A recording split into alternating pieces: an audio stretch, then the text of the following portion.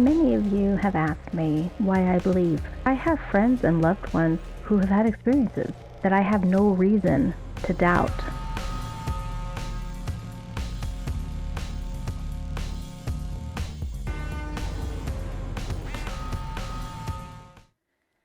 Hiya, friends. We have a very special guest today. We have KN here with us. We've known each other, 7 or 8 years? Yeah, 8. 8. And we have spent hours and hours sharing interesting stories. And I'm very excited that she has agreed to share with us today one of those stories. We're going to go in the Wayback Machine here. This happened when you were a child? In the 80s, yes. In the 80s. Okay. And where were you? This happened in your house that you grew up in, is that correct? Yes. And where was that? Morgan Hill, up just outside of Gilroy on your way into the Bay Area. So in California? Yes. Okay. And how old were you when you lived in that house? From 3 to just before turning 6. I was homesick. I had chicken pox, and they had came over, quote, to play, which they often did when I wasn't feeling well. And there was a older brother, a middle sister, and a younger sister, and they always came over in the same pajamas. And so it never occurred to me, being a young kid, that this was weird.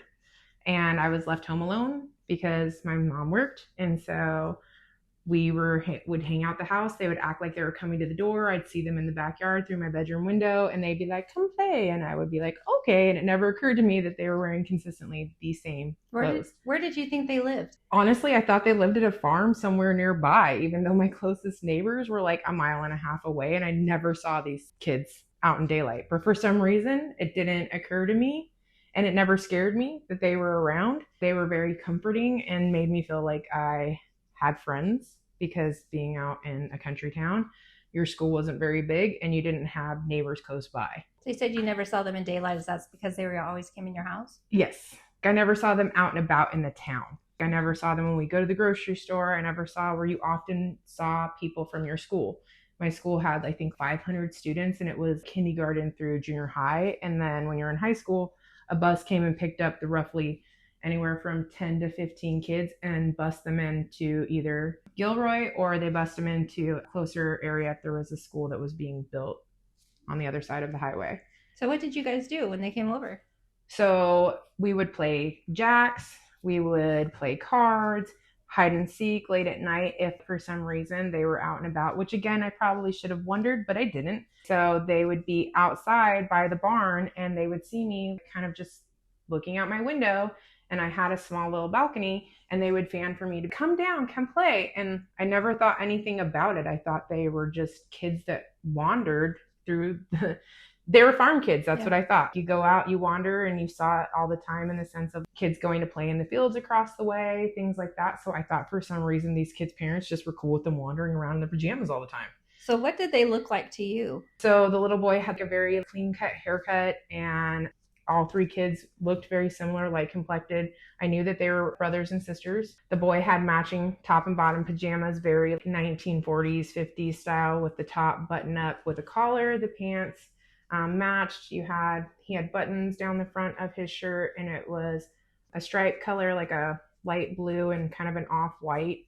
And then the girls wore these nightgowns that had little frilly lace around the wrists and around the neck area. Like it had little collars, very much looking like a handmade kind of looking pajama for the girls. And they were matching. And they were like this kind of floral print that I remember having pink flowers, and again, kind of almost like an off-white, lightish pink tone to the nightgown. Okay, so we can all remember our first friends that we had, but Kay here had her friends lived with her, which is pretty special. What else was special about your friends? So they never looked different or aged, because turns out that they were not from the planet Earth in the sense of full body energy. So how did you discover that? Actually, my mom discovered me playing with them. So I had chicken pox when my mom see my friends that were there, even though she actually didn't see anybody. Mm-hmm. She saw, like, we were playing jacks. We were on my floor because it was technically a 3-story house, but it was a 2-story house with an extra room above my floor for the farmhand. So it wasn't a full like roof. It was like a mini attic. And so I was home because I had chicken pox. I was in kindergarten. It was November. She had to go to work and she was going to come home after like at lunchtime and be home with me. So she came home. She heard me laughing and playing. And so she was kind of yelling like, where are you? What are you doing? And then I said, I'm up here. And she came up the stairs, and where I was playing, she'd only had to turn around on the stairs to see me level with her because of the way the house was built. Mm-hmm. And the house was from like the early 1900s period. The people built it, they built the farm, all of it. And my mom had randomly found it, was like, this is it. And we moved in. So she came walking up the stairs. She turned around, she saw me, and she was like, what are you doing? And I said, I'm playing with my friends. And she's like, what friends? And I was like, you don't see them? And I'm pointing across from me. She's like, I don't know what you're talking about. And then the boy, the brother, had dropped the red ball and picked up the jacks. And all of a sudden she freaked out and was like, I think you have a fever. Come downstairs. We're going to go ahead and get you in the bath. I don't want you, because I had seizures when I was younger when I got a fever, and she didn't want me to have a seizure. I said I felt fine. And I was playing, and she said, no, you need to come downstairs. Now I realize it's probably because she saw the ball drop as an adult. I was going to ask. It was invisible. Like the thing that it dropped from wasn't there. She wasn't seeing what I saw. And I was super confused because she was like, there's nobody here. Like she kept telling me, and I was like, yeah, no, they're right here. So the objects were physical. It's just the friends were not. Right. The kids were not. I didn't know that. That would be startling. Yeah.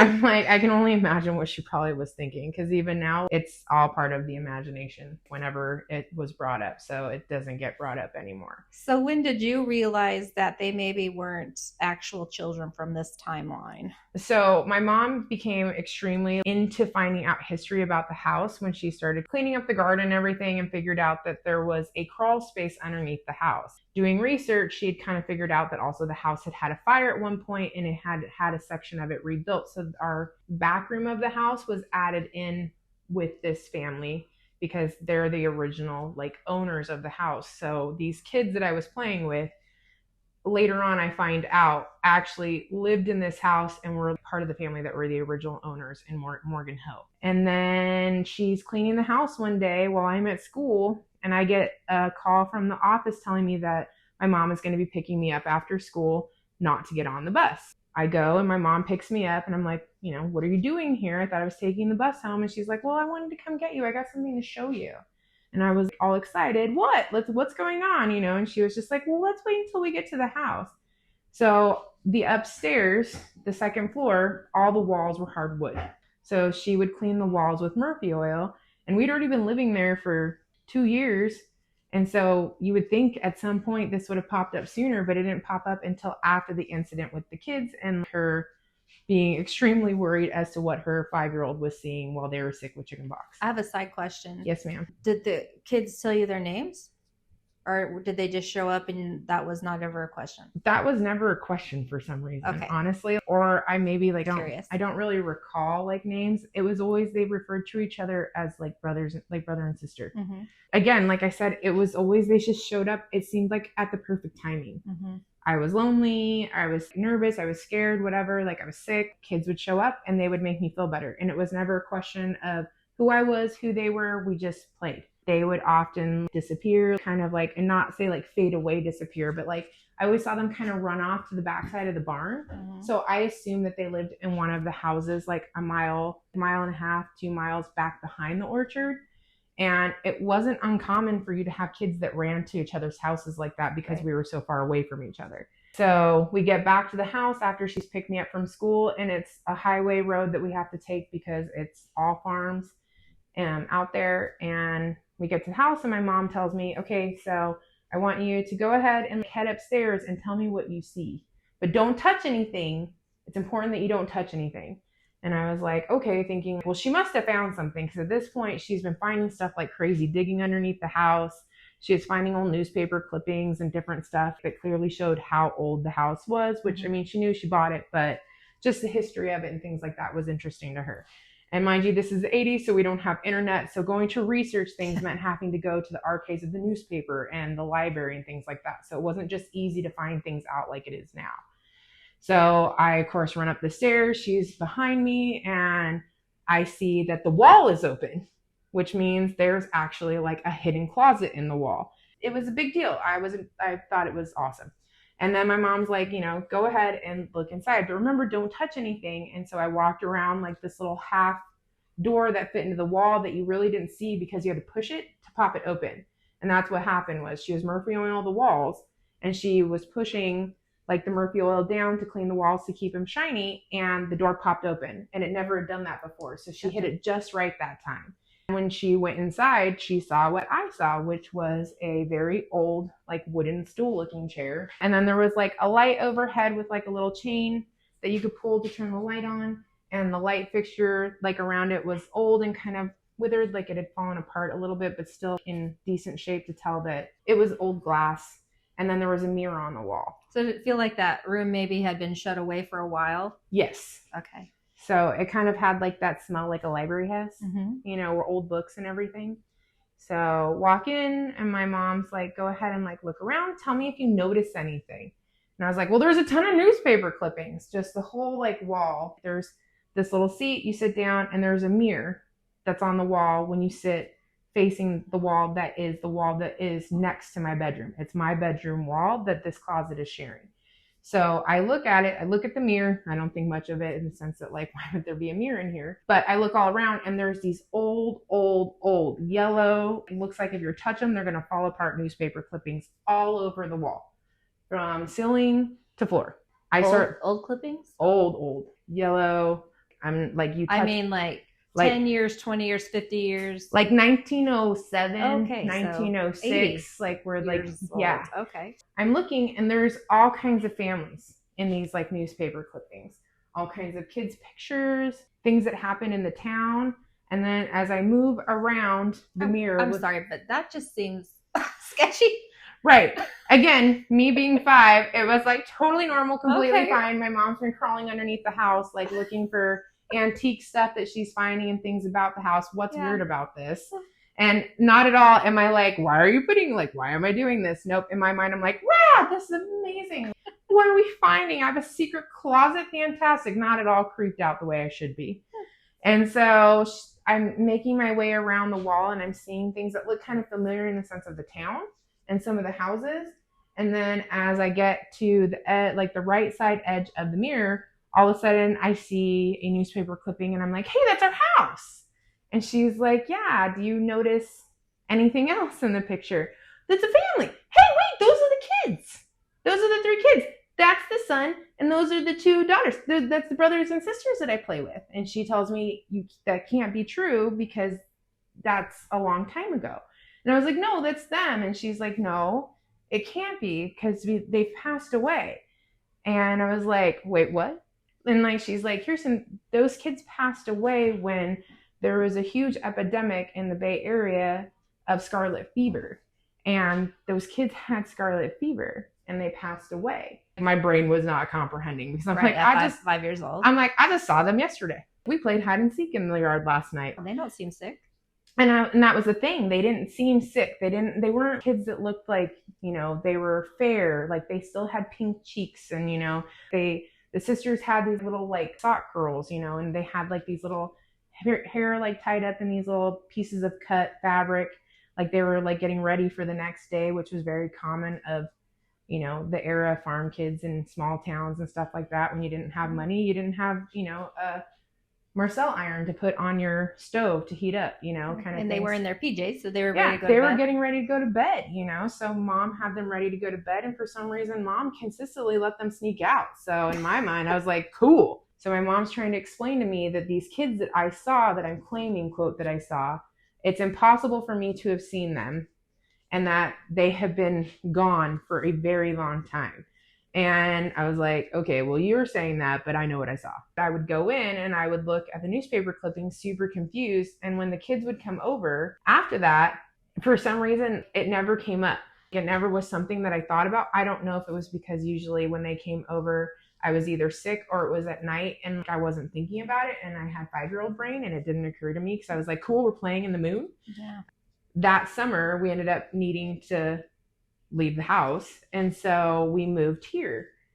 And so that's when I left everything behind there and I said goodbye to my friends, and they had came over. It was like they knew, like a couple nights before we left, and we had like one last like game, like where we played like hide and seek by the barn behind my house. And it was, the moon was fully out, all of that. And I just remember us having light because of the moon being out. But you mentioned before that wasn't the last time you saw them? No. After we moved to it was the summer I was turning 6. So after fall of being sick with chickenpox, we moved to that August and start school. Oddly enough, November turns around and I get sick again. And again, I'm sick with chickenpox, which is really weird because I have it 2 years in a row, and that was considered impossible. When I had gone into the garage that afternoon after being at the doctor's covered in calamine lotion, I went out to the garage, I think to get like a Sunny D, and I heard giggling in the garage.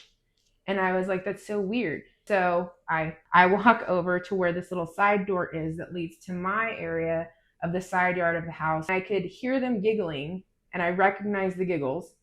And I saw them for like a split moment of them smiling and playing in this little small area that seemed a lot bigger all of a sudden. And then my mom came and got me and was like, you need to lay down. Like, you've been wandering around, like you were just supposed to get a drink. And then a couple days go by, and all of a sudden, like, I'm sicker. And now I have chickenpox with bronchitis and tonsillitis. A few more days go by and go back into the doctor because I have something coming out of my hairline that looks like a weird rash. And I had febrile seizures too. So my mom was very cautious and nervous about that because she didn't want me to have a seizure because it usually meant I had to go to the hospital, and I did not like hospitals. It is a version of scarlet fever that I have.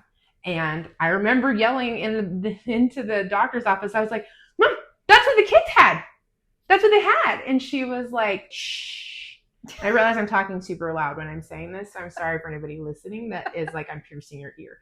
I don't recall exactly what the doctor did, but like he was talking to my mom about how there was like 15 kids in right now, me being the 15th, that had this variation of scarlet fever that they couldn't figure out, and none of us were connected. So I'd been at the school for August, September, October, and then November, week before Thanksgiving break, I'm out, like done. Like I have fevers, I have a throat that can't swallow, I can't breathe, I'm coughing like crazy, I have this rash coming down my face, I'm covered in chickenpox, I'm just the medical commodity of a disaster.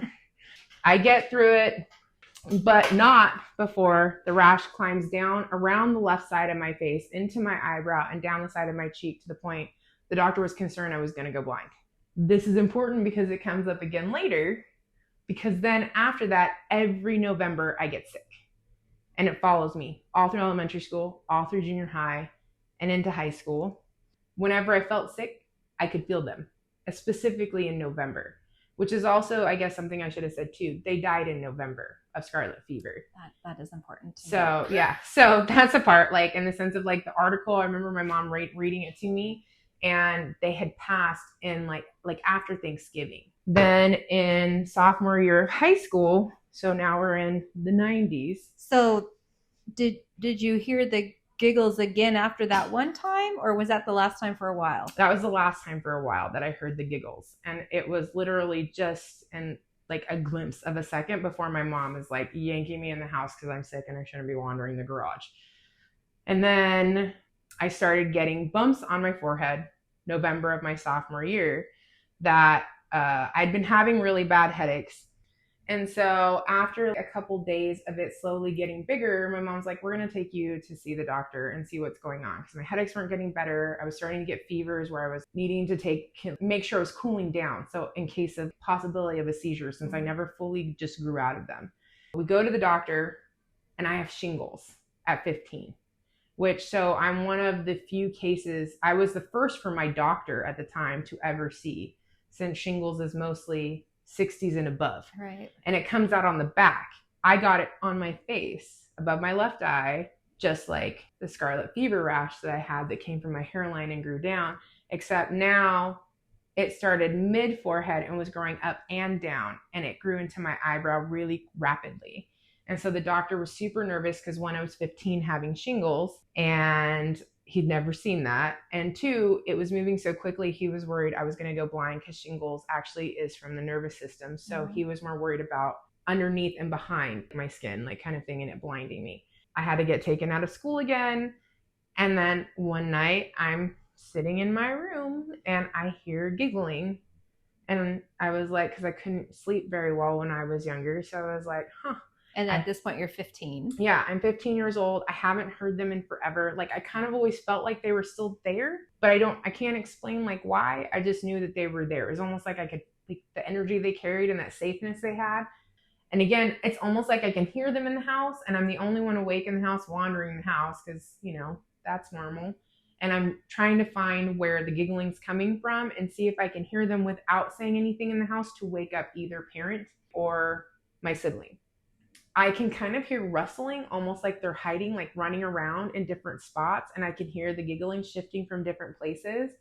And I remember just opening the back door and going and sitting on the grass in the backyard. It feeling really nice out, even though it was November, not realizing that I was going through a fever at the same time. Kind of laying back on the grass and almost like I could hear them giggling running past me, but I couldn't see them. So I could only hear them. So it was almost like they didn't fully come with me, but like they carried with me to an aspect of themselves, like a piece of their energy or however that works. And I just remember all of a sudden not feeling nervous anymore about the fact that I'm 15 with shingles on my face on the verge of going blind. I brought it up to my mom saying like, hey, remember the kids that I used to see? And she was like, yeah, kind of thing. And I'm like, I think I heard them last night. And weird, I just kind of put together, I've gotten sick every year since chickenpox in kindergarten in November. She was like, well, yeah, but it's common for people to get sick. And I'm like, yeah, but I get like real sick every year. I have shingles on my face. I'm the only one in my school.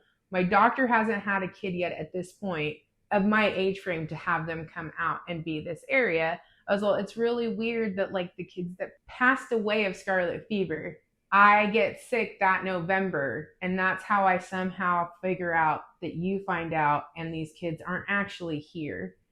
I'm like, that's odd. And she's just like, I think you're putting more into something that really isn't there. But I just always could tell when they were around. And then I feel like it kind of made me a little bit more sensitive to paying attention to other things. Do you still feel them now? Yes. So if I get sick, it's almost sometimes I can hear like, depending on the stillness of the house, because the home I live in was built in 38, 39, and very reminiscent of like the house me and my mom lived in, except it's not 2 stories, it's 1. But the creaking of the house and the sounds it makes, I can hear the running and the giggling. I won't say anything because, people are like, hey, you're crazy. Like, so I'm like, I would never. I know.